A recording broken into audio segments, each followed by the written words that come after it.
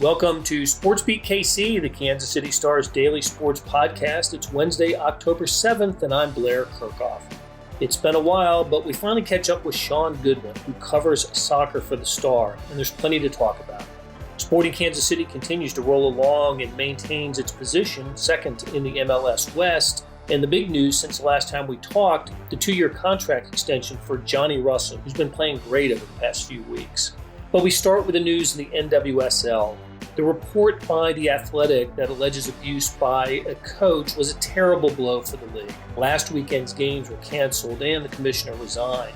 U.S. Women's National Team coach Vlatko Andonovksi from Kansas City and KC NWSL coach Hugh Williams addressed the topic on Tuesday, and you'll hear from Andonovski during the show. So let's get started talking soccer with Shaun Goodwin. All right, Shaun, I know you're a little sore today. Why don't you tell everybody why you're a little sore today? I'm a little sore because of a Kansas City soccer media game masterclass. Now let me just tell you, the blue team, we've got all the media for all of KC soccer and Children's Mercy Park. Blue team versus I forgot what the other team was at this point. Red, yellow. It doesn't matter because they lost and we won. We won 8-7. Scored a goal, couple of assists, can't complain. But the morning after, we're a little bit sore. Well, it's a good sore. It is a good sore. So, on the pitch at Children's Mercy Park, a fun exercise. I know that I am much too out of the game shape to be engaging in anything quite like that. But, hey, look, the reason we were there was not to have a media game. That was a nice sidelight, but to listen to Peter Vermees, Hugh Williams, and Vlatko Andonovski, all of them talk to the media. It was a media day, and listen, it was scheduled a couple of weeks ago, and the idea, of course, to promote the U.S. Women's National Team game coming up against South Korea. I think it's on the 21st of October, and Hugh Williams to talk about KC NWSL, and Peter Vermees to discuss his hot Sporting Kansas City team. But that did not lead the press conferences yesterday. It was really interesting because of the events that have happened over the last, 5-6 days now. That started, at least in a big public way, with a story that was unveiled in The Athletic about abuse of women's soccer players by coaches. And this one focused in particular on the North Carolina Courage coach. And these were such damning allegations that the last weekend's games, NWSL games, were called off, and the commissioner resigned, and the league's lead counsel resigned. So a lot going on here. Yeah, no, it's a lot going on. I mean, you kind of summed it all up. There's just so much to all of what ultimately is a obviously disgusting and massively disappointing chapter for what is a promising young league. It's only been around since 2013, and it's not just Paul Riley, North Carolina Courage and former Portland Thorns coach, but we've seen instances around the whole league of either toxic environments like out of Louisville. You've got general managers up in Gotham with, violating league sexual harassment policy. It's almost been just a whirlwind, a landslide of bad news after bad news for this league this season. And this kind of capped it all off. And hopefully it's the last one. But yeah, it's completely shook the league. As you said, all games were postponed this past weekend. There's no word on whether they'll be rescheduled yet. But teams do continue playing Wednesday nights, and these players, despite I'm sure the disgust and the fear and whatnot they're feeling, stronger than most of us, and they're out back playing Wednesday night. So good on them. But it's been a tough 5-6 days. It's only broke last Thursday. Right. I guess I was impressed by the way that the press conference started off with Vlatko Andonovski, of course, coach of the U.S. Women's National Team and former coach of KCFC, the Kansas City NWSL team. They won a couple championships in 2014 and 15, and he's since gone on to become the manager of the national team. Listen, he didn't even take a question before getting into the topic. He addressed it right off the top and didn't duck any questions. And I thought that was the right approach. And Hugh Williams the same way, right? When media gathered around, Hugh Williams took every question. And I think this is the right approach for those who love the league and are concerned about the league, to speak up for the league and to condemn what's happened in a strong way. And that's what both of those coaches did on Tuesday. Yeah, no, it's people in leadership positions who, they say they love the league. I mean, Hugh has been in this league pretty much since the start, obviously as general manager and assistant coach to Vlatko Andonovksi at FC Kansas City. He's now obviously head coach of KC NWSL, and as you say, Vlatko, when you're the US women's national team head coach, you're kind of the face of women's soccer in this program, right? Which is why it was important for Vlatko to come out and, tackle the elephant in the room, so to speak, head on, because absolutely it would be a terrible look, but him or Hugh could come out and say, hey, look, we don't want to comment on this. We're not involved, blah, blah, blah. It would have been a bad look, but hypothetically it could have. But no, they didn't shirk away from responsibility and had very strong words to say on, where the league goes from here, condemning those who participated in sexual harassment and coercion and whatnot. Fair play to both of them. I wrote about Hugh, our good friend Varhey, who I'm sure everyone here is familiar with. He wrote a good piece about Vlatko, and you wrote a small piece about Vlatko as well, Blair. So yeah, that's all on kansascity.com, of course, not just shamelessly plugging our work, but what they said was important, and it should be read. Yeah, also in the show notes as well. So we'll hear from Vlatko Andonovski before we take a break. But before we do that, Shaun, let's just talk about the team. What's coming up for KC NWSL, and how much season is left for the women?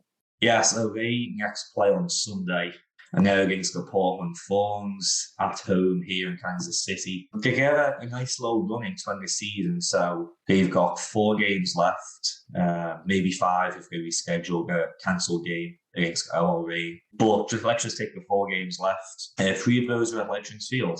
Portland Thorns is tough. You've got the Red Stars on the road.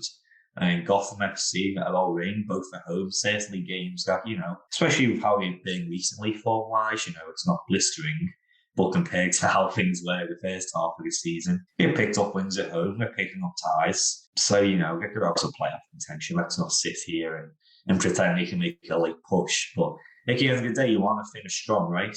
I think a big part of what the club wants to do as well is, I think even since last time we talked, they announced that they'll be moving to Children's Mercy Park next season for their games.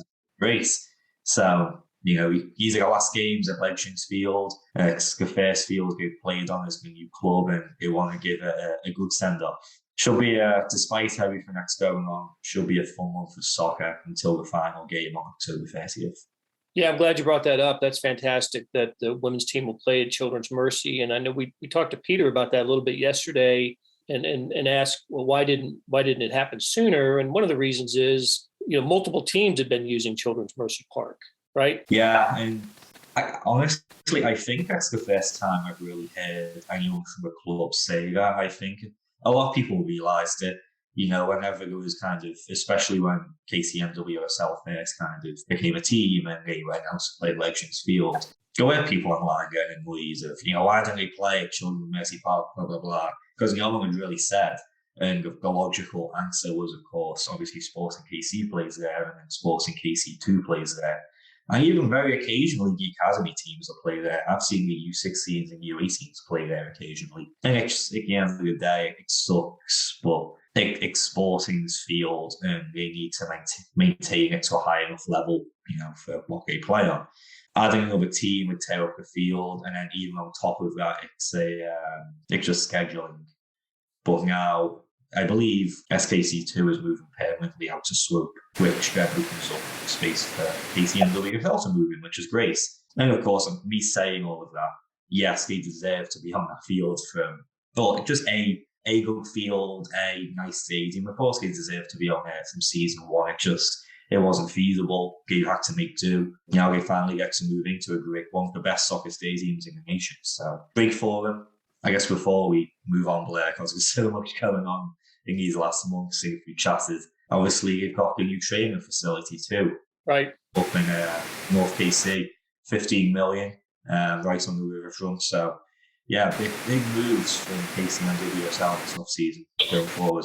Absolutely. And I wouldn't be surprised if someday they have a stadium of their own. Oh, for sure. Somewhere in the metro area. So let's take a break. And as we go into break, you're going to hear from Vlatko Andonovksi. This is what he had to say about the NWSL scandal that was first reported by The Athletic just a few days ago.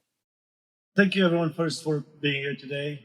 And thank you, Sporting Kansas City, for organizing this this event. In light with everything that happened in women's soccer recently, I want to take this opportunity to share my emotions and share my feelings. And all I want to say that I'm saddened and disgusted by what happened and by the news that came out recently in the Athletic article. I feel like I have utmost respect for the players. I have respect for their bravery to speak out, and I applaud them for that. Now, we all have to take part in making sure that all these players have an opportunity to play in environments, in safe environments, and play the game that they love.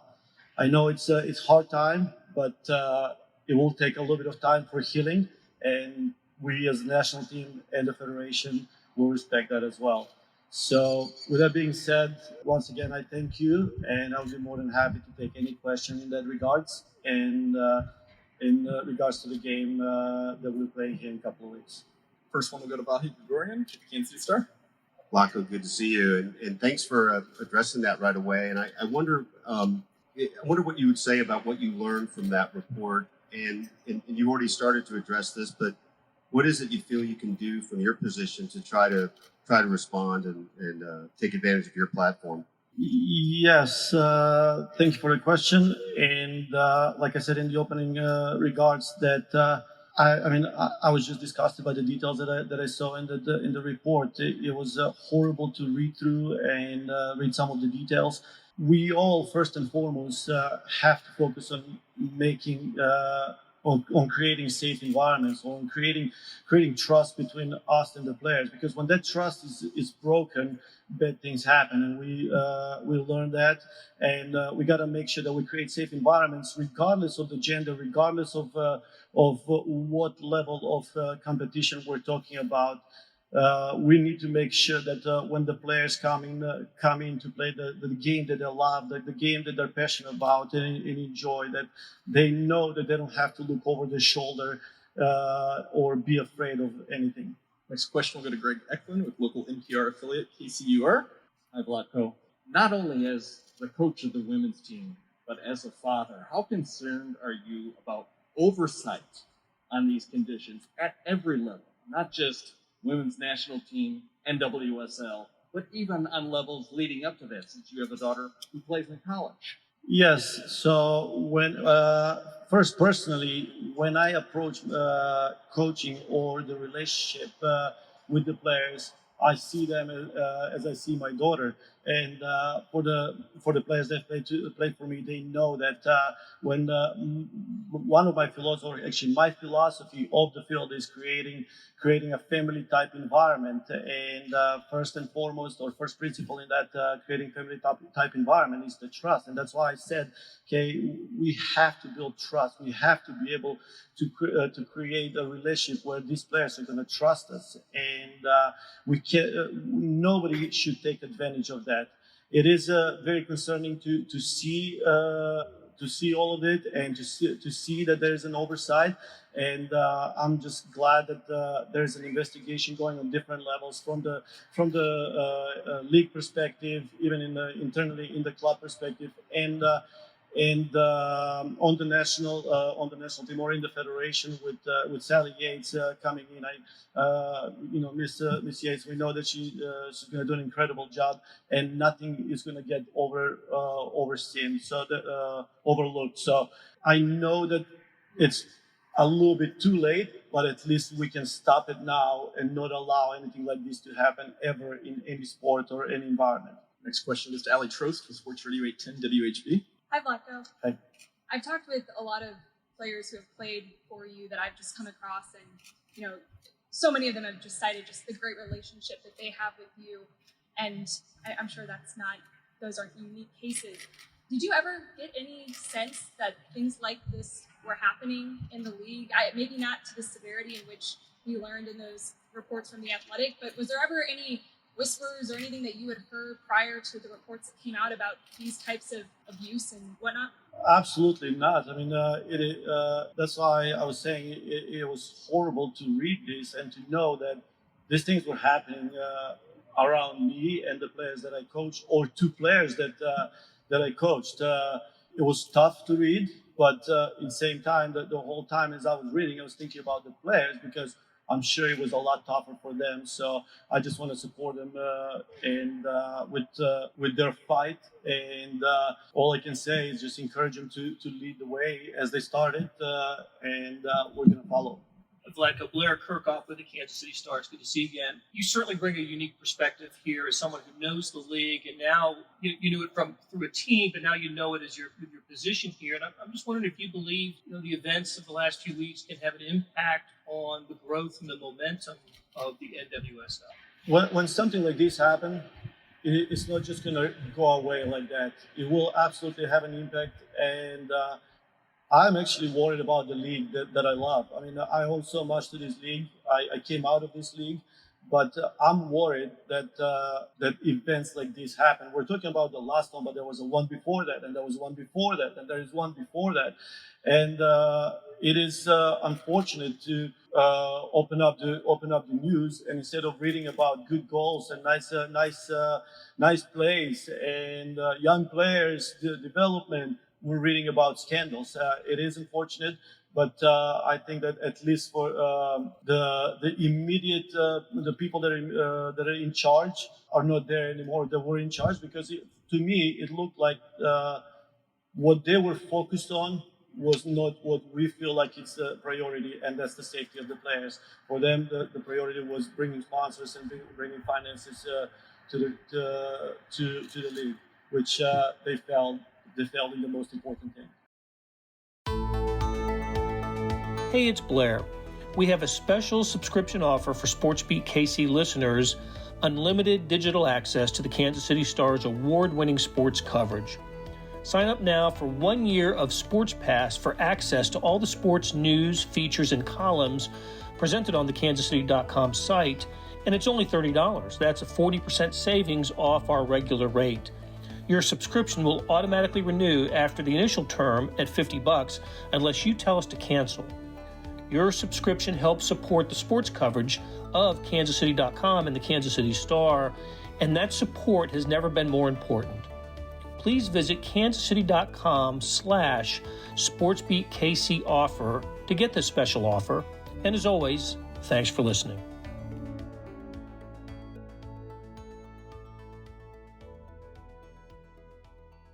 Back with Shaun Goodwin, we're talking soccer. And Shaun, since we last spoke, Sporting Kansas City has just continued to play well. Yeah. They're so much fun to watch. They're getting big seasons from their best players. I mean, it's like they're getting their Salvador Perez season, their Patrick Mahomes season, and they're getting it from Daniel Salloway, of course. And Johnny Russell really has come on strong here in the last few weeks. And he's in the news for other reasons as well. Yeah, Johnny Russell, new contract for him. Basically, a new 2-year contract through 2023 with an option for 2024 as well. So he's got that going for him. He recently played his 100th regular season game for the club. And of course, as we know by now, he's the team captain. So when you're tied down with team captain and one of your best players, if not the best player, the most consistent player over the past 3 to 4 years, great news for Sporting KC for sure. it seems like he takes all the penalty kicks now, right? I mean, there's it's just automatic that he's the guy. He also incurs a lot of the penalties, it seems to me. Yeah, he's, when you've got quick feet and you can muscle your way past opponents, a lot of time, they take you down. Whether he stays on the penalties once Alan Pulido is back fully fit, we'll see. Honestly, he's been taking them, he's been scoring them. I don't see a reason why to change back to Pulido, especially considering Pulido's been out for so long. Approaching the playoffs, Pulido is playing 15 minutes, then 30 minutes, then Peter's just slowly working back in. So for Sporting KC fans worried about will Pulido be back for the playoffs, because it was the same last year, wasn't it, Blair? It was Pulido's out. He's like, he's just got a knock. He'll be back next game. We're not trying to rush him back. And then lo and behold, he never comes back.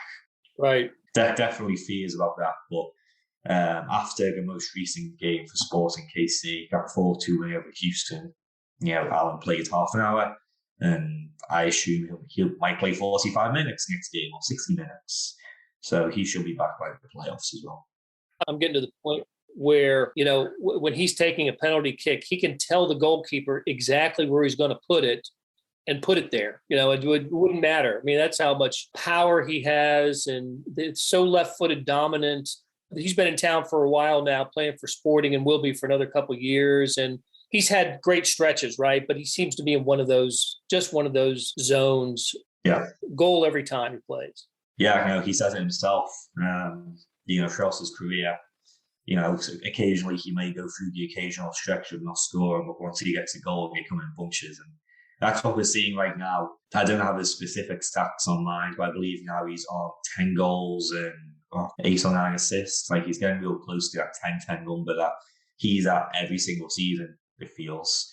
He started the season, I believe, with 12 games without scoring a goal, because he was coming back from injury a little bit. And, he had a pre-season injury, but he's the team captain and he's one of the best players on the team. And you have to remember, unless you're pulling in guys like Wilson Harris or Grayson Barber, who are the young kids, really, Sporting only has 4 senior attacking players. So he couldn't really afford for Johnny to be out injured for the start of the season.